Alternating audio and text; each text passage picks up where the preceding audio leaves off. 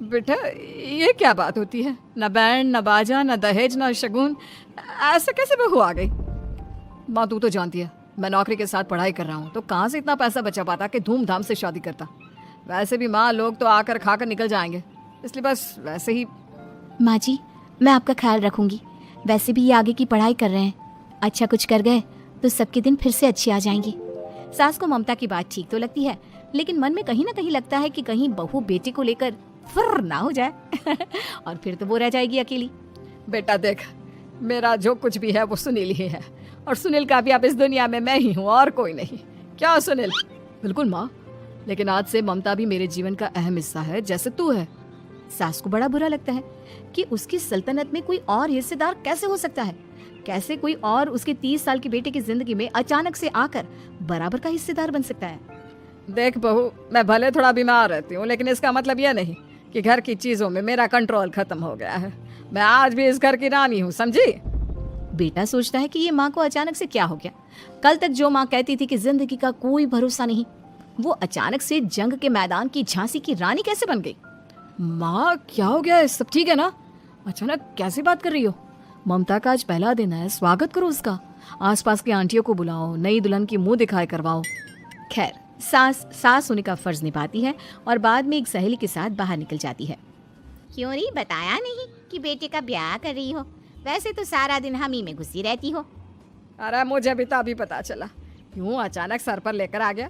कहता है बहू है माँ तुम्हारी, अब इसको भी इतना ही मैं प्यार करता हूँ जितना तुझे करता हूँ। लो जी, ये क्या बात होगी? क्यों इतना प्यार करता है? अरे माँ का प्यार तो ज्यादा होता है। अब उसको तो कोई दूसरा पति मिल सकता है, लेकिन तुम ही बताओ, क्या माँ की ममता किसी और की हो सकती है? ना जी ना, बेटे को समझाओ ये बात। अरे क्या समझाऊं, मुझे तो खुद ही समझ में नहीं आ रहा कि क्या हो रहा है। जो बेटा कल तक माँ माँ करता था, अचानक से बीवी बीवी का राग आलाप रहा है। देखा, उसकी बीवी ना सुंदर और जवान है। सुंदरता के आगे तो एक से एक नहीं टिके। तो तेरा बेटा किस खेत की मूली है?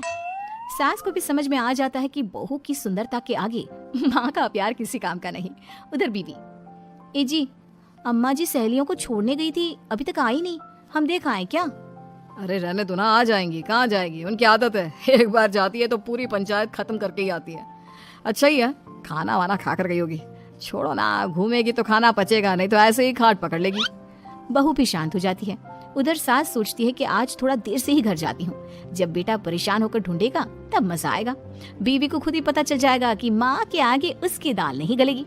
लेकिन वहीं दूसरी ओर घर पर, ए जी, माँ जी अभी भी नहीं आई, हमको तो घबराहट हो रही है कि क्या करें, जाकर पता करें किसी के घर। अच्छा कहाँ जाओगी ये भी बता दो।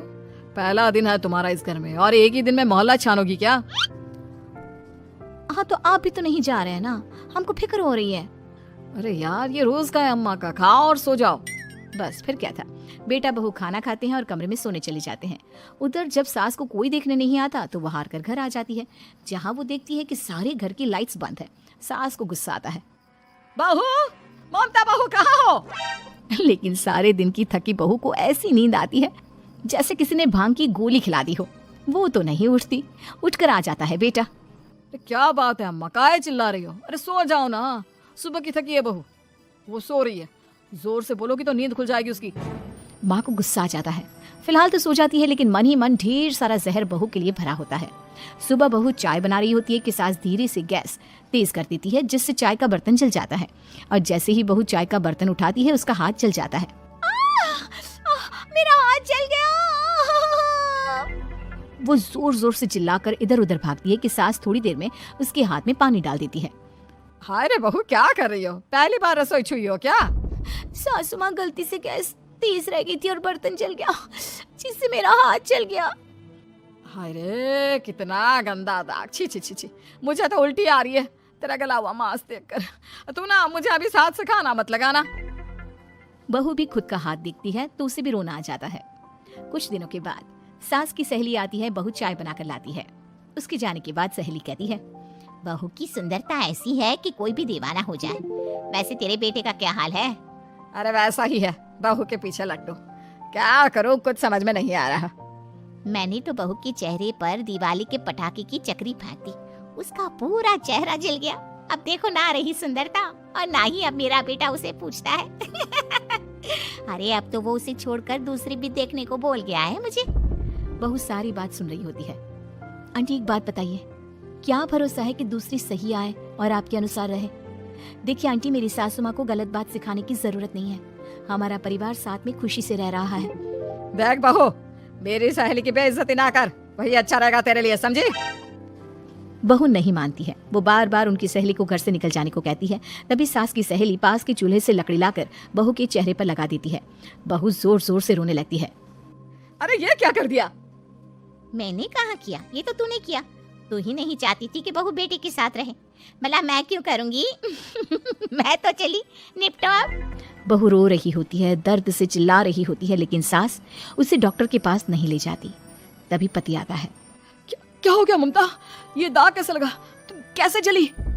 ममता कुछ नहीं कहती, बस दर्द से करा रही होती है। पति माँ की तरफ देखता है। हो ना हो माँ, ये पक्का आपका काम है।